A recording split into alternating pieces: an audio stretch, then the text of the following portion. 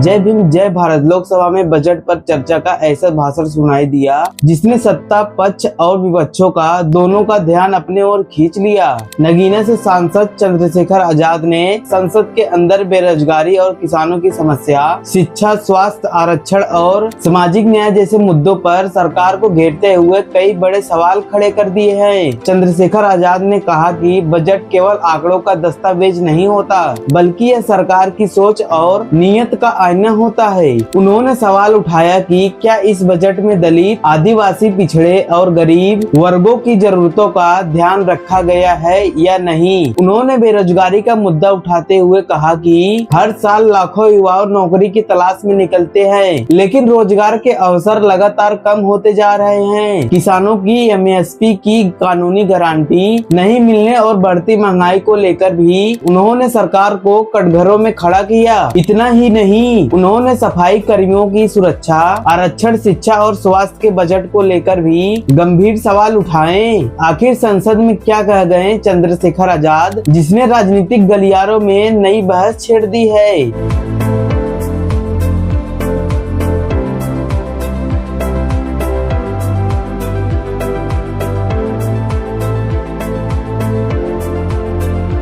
अगर वीडियो पसंद आए तो वीडियो को लाइक करना और चैनल को सब्सक्राइब करना बिल्कुल न भूलें। बेल आइकन दबाना बिल्कुल न भूलना, क्योंकि वीडियो आपको मिस कर देंगे। चलो हम चलते हैं चंद्रशेखर आजाद के बड़ा बयान की तरफ। सभापति जी, बजट केवल एक आर्थिक दस्तावेज नहीं होता, बल्कि ये सरकार की सोच, संवेदनशीलता और सामाजिक प्रतिबद्धता का प्रतिबिंब होता है। बजट यह तय करता है कि देश का विकास समावेशी होगा या चुनिंदा और सत्ता में बैठे लोग सबको साथ लेकर चलना चाहते हैं, कुछ लोगों को पीछे छोड़ देना चाहते हैं। विपक्ष के नाते हमारा कर्तव्य है कि हम सत्ता सवाल पूछे और कमियों की ओर ध्यान दिलाएं और देश के उन वर्गों की आवाज बने जो इस सदन में अक्सर आंकड़ों में गुम हो जाते हैं।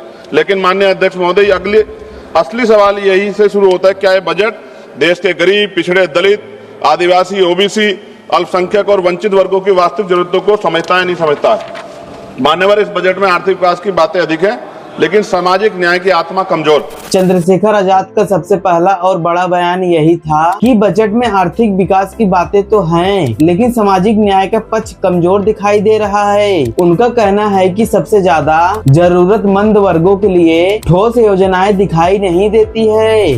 माननीय अध्यक्ष जी, सभापति जी, आज देश की सबसे बड़ी संकट बेरोजगारी। हर साल लगभग 1 करोड़ युवा रोजगार बाजार में आते हैं, लेकिन अस्थायी और सम्मानजनक नौकरियां और संपादन पैदा नहीं हो रही। इस बजट में स्किलिंग की बात की गई है।